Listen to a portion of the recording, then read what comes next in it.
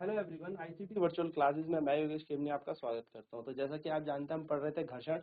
और घर्षण में बेसिकली हमने बात कर ली थी कि जो घर्षण होता है वो द्रव में भी लगता है। अब द्रव क्या चीज होती है? जो चीज बह सकती है उनको हम द्रव कहते हैं ना, जिनके अंदर फ्लो होने की टेंडेंसी है, यानी कि ऐसी चीज जो प्रवाह कर सकती है उनको हम द्रव कहते हैं। यानी कि पानी हो गया, तेल हो गया, शहद हो गया, हवा हो गई, कुछ भी हो सकता है, एयर भी इसके अंदर आप कंसिडर करेंगे। तो ये सारी की सारी चीजें क्या होती हैं? आपकी फ्लूइड्स होती हैं। तो फ्लूइड बेसिकली क्या होता है? फ्लूइड हम लोग कहते हैं, फ्लूइड का मतलब हो गया हमारा कि ऐसी चीजें जो चीज क्या कर सकती है? प्रवाह कर सकती है। So you know that air is very light and thin. हम जानते हैं जो वायु है बहुत पतली है और बहुत ही बारीक है और बहुत ही हल्की है। Yet it exerts a frictional force on an object. तो ये क्या लगाती है? क्योंकि ये बहुत बारीक है, बहुत पतली है, उसके बावजूद भी, ऑल्दो देन भी, ये क्या करती है? फ्रिक्शन लगाती है, घर्षण लगाती है। ठीक है। नेक्स्ट क्या कह रहा है? देखिए, though similarly water and other liquid exert force of friction when object move through them। और उसी प्रकार से अगर कोई वस्तु पानी में चल रही है या किसी तेल, मैं कह सकता हूँ लिक्विड स्टेट में चल रही है, यानी कि कोई भी ऐसी चीज है जो पानी के रूप में है, यानी कि तरल के रूप में है। लाइक वो तेल हो सकता है, चाहे वो आपका तारपीन का तेल हो, तारपीन ऑयल हो, टर्पेंटाइन ऑयल हो, या फिर वो आपका चारकोल हो, या बेसिकली कुछ भी हो सकता है, एक्सवाइजेड। जो भी लिक्विड स्टेट में, चाहे वो मिट्टी का तेल हो, चाहे फिर वो हमारा सरसों का तेल हो, ठीक है। अगर कोई चीज उसमें फ्लो करेगी तो उसमें फ्लो करते वक्त भी घर्षण लगता है। और हम जब साइंस में बात करते हैं ऐसी चीजों की जो प्रवाह कर सके, यानी कि जो एक जगह से दूसरी जगह बह सके। अब यहां से यहां जाना अलग चीज है, लेकिन प्रवाह यानी कि बह के फ्लो करके जाना, उसमें हम यहां पर क्या कहेंगे? तो ऐसी चीजें, यानी कि ऐसे गैस या ऐसे लिक्विड जो फ्लो कर सकते हैं, ऐसी गैस और ऐसे तरल जो प्रवाह कर सकते हैं, हम उसे साइंस में कहते हैं द्रव, यानी कि फ्लूइड्स। ठीक है। तो हम उसे साइंस में क्या कहेंगे? फ्लूइड्स कहेंगे। तो हम ये कह सकते हैं जो फ्लूइड्स हैं वो फ्रिक्शन लगाते हैं। यस, फ्लूइड एक्सर्ट फ्रिक्शन, यानी कि द्रव जो हैं वो क्या लगाते हैं? घर्षण लगाते हैं। तो द्रव द्वारा भी घर्षण लगता है, बिल्कुल सत्य बात है। और उस घर्षण को हम क्या कहेंगे? तो उस घर्षण को हम ड्रैग कहते हैं। ठीक है। तो ड्रैग क्या होता है? ड्रैग होता है एक फ्रिक्शनल फोर्स जो किसके थ्रू लगाया जाता है? फ्लूइड्स के थ्रू लगाया जाता है। यानी कि ड्रैग क्या होता है? ड्रैग एक ऐसा घर्षण बल होता है जो द्रव द्वारा लगाए जाते हैं। और सर, द्रव क्या होते हैं? ऐसी चीजें जो प्रवाह कर सके। तो द्रव अगर हमने कहा तो इसका मतलब सिर्फ तरल नहीं होगा, द्रव का मतलब सिर्फ गैस नहीं होगा, द्रव के अंदर सारे तरल और गैस भी आएंगे। यानी कि फ्लूइड्स के अंदर गैस भी आएंगे, लिक्विड्स भी आएंगे, दोनों चीजों को हम कंसीडर करते हैं फ्लूइड्स के अंदर। चलिए फटाफट से इन पॉइंट्स को नोट डाउन करते हैं, देन फिर हम आगे की तरफ बढ़ते हैं। तो जो चीजें प्रवाह कर सकते हैं, जो चीजें बह सकती हैं, उनको हम क्या कहते हैं? उनको हम द्रव कहते हैं, यानी कि उन्हें हम फ्लूइड्स कहते हैं। तो अगर हम कभी फ्लूइड्स कहें तो इसका मतलब आप समझ जाना, या तो कोई गैस होगी या कोई लिक्विड होगा, यानी कि कोई गैस होगी या कोई तरल होगा, उसी को हम द्रव यानी कि फ्लूइड कह रहे होंगे। चलिए, सो फ्लूइड बेसिकली क्या होगा? जैसे मैं बता ही रहा हूँ आपको कि इन्हें फ्लूइड कहते हैं। फ्लूइड भी एक्सर्ट करता है फ्रिक्शन किसी वस्तु पर जो वस्तु उसके अंदर चल रही होती है। यानी कि अगर कोई वस्तु किसी आप कह सकते हो द्रव के अंदर चल रही है तो उस पर एक घर्षण बल लग रहा होगा, और जो घर्षण बल लग रहा होगा उसको हम ड्रैग भी कहते हैं। क्या कहते हैं? ड्रैग। ठीक है,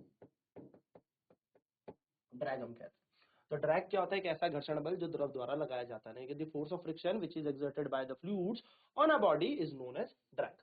ठीक है। फ्रिक्शन किसके लिए लगता है? जब सॉलिड होती है, जब कोई वस्तु सॉलिड में होती है, वस्तु होती है। जैसे फॉर एन एग्जांपल, ये हाथ मेरा सॉलिड है और ये नीचे सरफेस भी सॉलिड है। सॉलिड और सॉलिड के बीच जो घर्षण लग रहा है, यानी कि ठोस और ठोस के बीच जो घर्षण लग रहा है, उसको हम घर्षण कह रहे हैं। ठीक है। लेकिन जो फ्रिक्शन तरल से लगता है किसी दूसरे तरल पे, या तरल पे किसी वस्तु पर लगे, जैसे मैं तैर के जा रहा हूँ, पानी मुझ पे क्या लगा रहा है? घर्षण लगा रहा है, तो उसको हम ड्रैग कहेंगे कि the drag has been exerted by the liquid और वाटर ऑन मी। ठीक है, कि वो ड्रैग मुझ पे लगा है, किसके थ्रू? लिक्विड के थ्रू। चल आगे देखते हैं। तो आगे कह रहा था frictional force on an object in a fluid depends upon the speed with respect to the fluid. क्या कह रहा है? जो घर्षण बल किसी वस्तु पर लगता है किसी द्रव द्वारा, वो उसकी चाल पर निर्भर करता है कि भैया उस वो वस्तु जो है वो उस द्रव में किस चाल से चल रही है। यानी कि मान लो पानी है और पानी में मैं तैर रहा हूँ, तो मैं कितनी स्पीड से तैरूंगा, मैं कितनी तेजी से तैरूंगा, उसमें मेरे को क्या लगेगा? घर्षण लगेगा। मैं जितना तेज तैरूंगा, मैं जितना तेजी से क्या कर रहा हूँ, आप कह सकते हो मैं तैर रहा हूं, मैं जितनी तेजी से स्विम करूंगा उतना ज्यादा मुझ पर घर्षण लगेगा उस पानी के द्वारा मुझ पर। ठीक है। दूसरा जो घर्षण बल है वो डिपेंड करता है शेप ऑफ एन ऑब्जेक्ट, बिल्कुल वस्तु के आकार पर भी निर्भर करता है। अगर एक बारीक सी ये चीज है और मैं तैर रहा हूँ, तो हम दोनों में क्या फर्क होगा भाई, जिसका आकार ज्यादा होगा, जिसका सरफेस ज्यादा होगा, उस पर घर्षण ज्यादा लगेगा क्योंकि उस पानी से ज्यादा कांटेक्ट में है, जबकि ये कम कांटेक्ट में है, तो इसकी शेप भी डिपेंड करती है ना। And nature of the fluid. अब इसको अगर मैं आपको बहुत ही लेम एग्जांपल से समझाऊं, तो आज एक काम करना, पन्नी को उठाना और ऐसे एकदम पन्नी पन्नी जो प्लास्टिक की पन्नी होती है, पॉलिथीन बोलते हैं जिसको, उसको उठा के एक बॉल जैसा बनाना और उसको यूं फेंकना, तो वो बॉल एकदम से यूं आ जाएगी, गिर जाएगी आपके सामने, ठीक है। लेकिन अब उस पन्नी को उठाना, पूरा खोलना और अब उसे फेंकना, तो आप देखोगे वो पन्नी ऐसे करके नीचे गिरेगी। रीजन क्या है, क्योंकि उसका शेप चेंज कर दिया। देखो मटेरियल तो सेम है ना, पन्नी, पहले पन्नी फेंकी वो भी सेम थी, अब पन्नी फोल्ड करके फेंकी तो भी सेम थी, पन्नी तो पन्नी है। लेकिन हुआ क्या, जब आपने पॉलिथीन को एकदम बॉल बना के फेंका, तो उसका शेप आपने कैसा कर दिया, थोड़ा रिजिड कर दिया, जिसके कारण उसकी स्पीड क्या हुई, ज्यादा दूर गिरी है बॉल बनके, एकदम अपने पाथ पे गिरी। लेकिन जब आप पन्नी का शेप खोल देंगे तो उस पर क्या होगा, घर्षण ज्यादा लगेगा क्योंकि उसका आकार बड़ा है। घर्षण ज्यादा लगेगा क्यों, क्योंकि उसका साइज इस तरीके से हो चुका है कि अब उस पे हर पार्टिकल पे एक घर्षण फील हो रहा है, यानी कि एयर उस पे हर जगह से क्या करेगी, घर्षण लगाएगी, और अब वो पन्नी जो है वो लहराती हुई नीचे आएगी। यही कारण है कि शेप पर भी निर्भर करता है घर्षण, ठीक है, आकार पर भी द्रव द्वारा लगाया गया घर्षण, जिसको हम ड्रैग कह रहे हैं, वो निर्भर कर रहा है।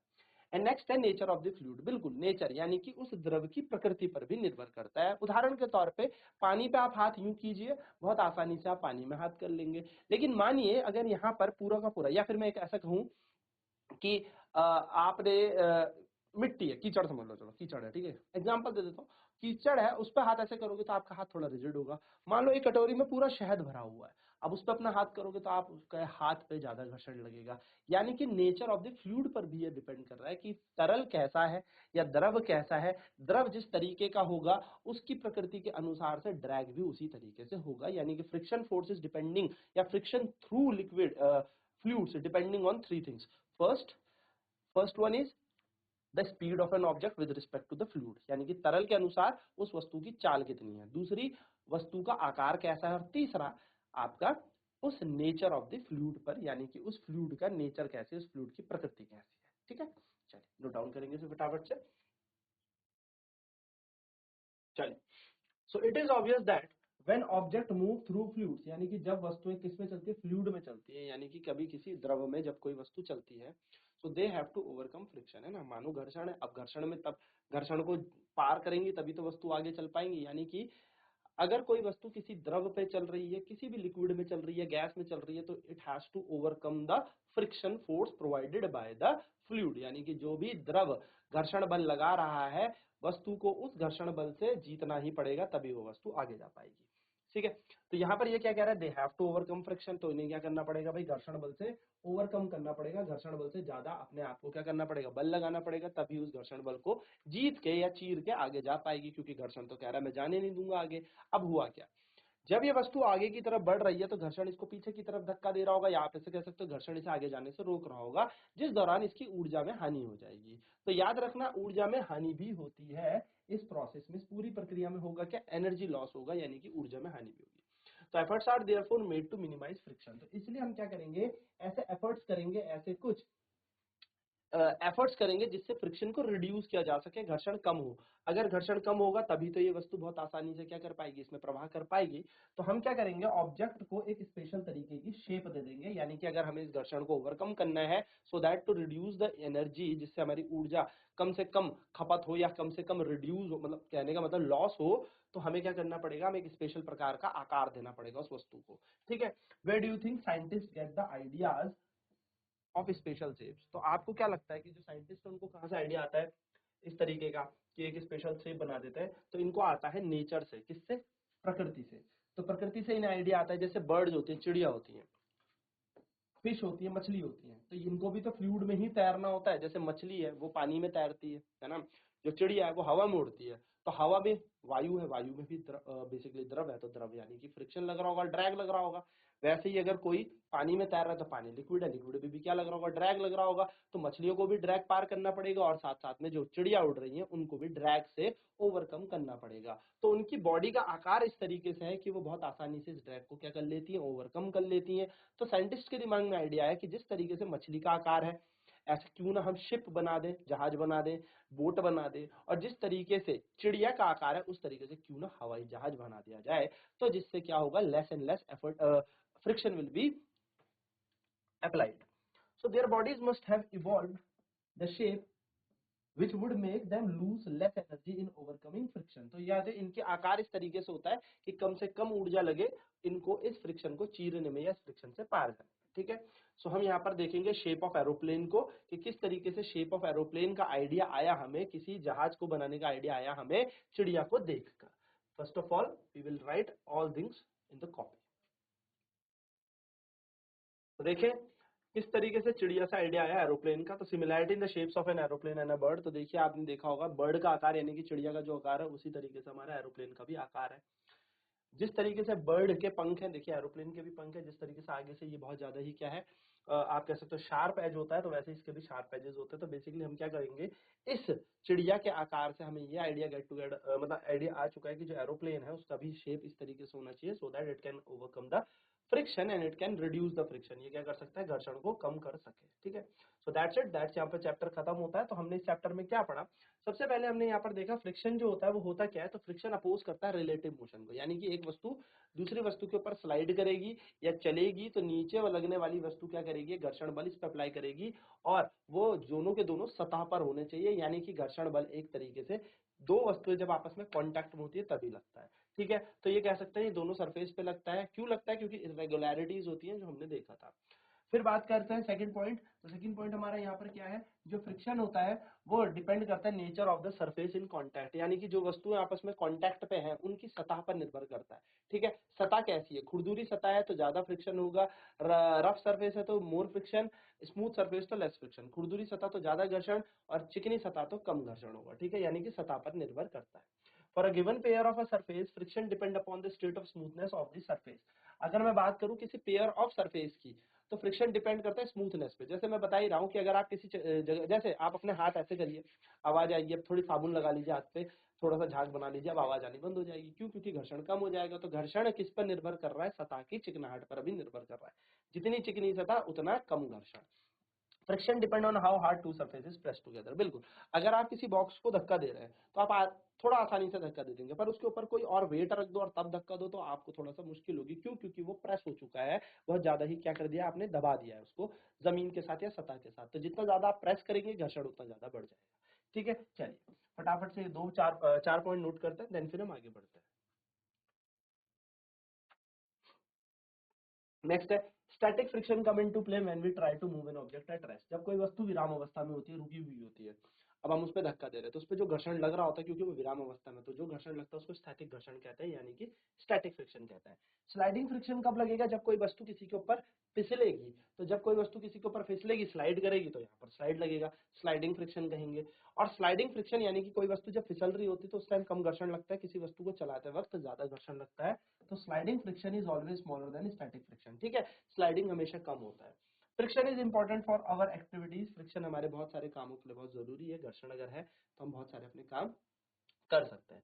Friction can be increase by making surface rough. अगर आपको क्या करना है, घर्षण को बढ़ाना है, तो आप उस सरफेस को खुरदुरा कर दो या फिर क्या कर दो, आप उस सरफेस को रफ कर दो. ठीक है, the sole of the shoes and the tyres of the vehicle are treaded to increase friction. आपने देखा होगा जो जूते होते हैं उनका सोल होता है वो भी ट्रेडेड होता है, और जो हमारे टायर्स होता है वो भी ग्रिप्ड वाले होते हैं ना. क्यों, जिससे घर्षण बढ़ाया जा सके, जिससे कि गाड़ी फिसले ना. क्योंकि घर्षण अगर कम हो गया तो गाड़ी फिसलेगी और एक्सीडेंट के चांसेस बहुत ज्यादा है, या फिर हमारे फिसलने के चांसेस ज्यादा है. अगर जूता एकदम फ्लैट हो जाएगा तो हम गिर सकते हैं.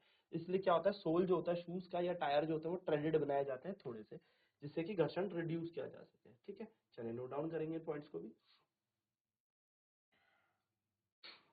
नेक्स्ट कह रहा है फ्रिक्शन इज समटाइम अनडिजायरेबल, यानी कि कभी कभी हमें घर्षण की जरूरत नहीं होती, अनडिजायरेबल होता है, हमारी डिजायर नहीं होती. जैसे कि जब हमें घर्षण बिल्कुल नहीं चाहिए होता है ना. Friction can be reduce by using lubricant. और कभी कभी जब घर्षण बहुत ज्यादा बढ़ जाए तो हम लुब्रिकेंट्स का उपयोग करेंगे, जैसे ग्रेफाइट हो गया या हम बेसिकली ग्रीस बोल रहे थे, तो उससे क्या सकता है, घर्षण को कम किया जा सकता है. नेक्स्ट है बॉडी रोल ओवर अनदर. जब कोई बॉडी किसी चीज के ऊपर रोल करे, मूव करते हुए जाए ऐसे, तो रोलिंग फ्रिक्शन उसको कहते हैं. ठीक है, और रोलिंग फ्रिक्शन सबसे कम होता है. रोलिंग सबसे कम, फिर स्लाइडिंग और फिर सबसे ज्यादा हो जाएगा स्टैटिक।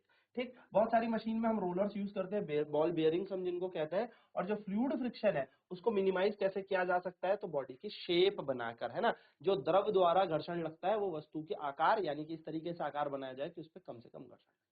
सो दैट्स ऑल, यहाँ पर हमारा फ्रिक्शन चैप्टर खत्म होता है। अब नेक्स्ट क्लास में हम इसके क्वेश्चन करेंगे। तो आज की क्लास में इतना ही। आईसीटी वर्चुअल क्लासेज में जुड़ने के लिए धन्यवाद। आपका दिन शुभ हो।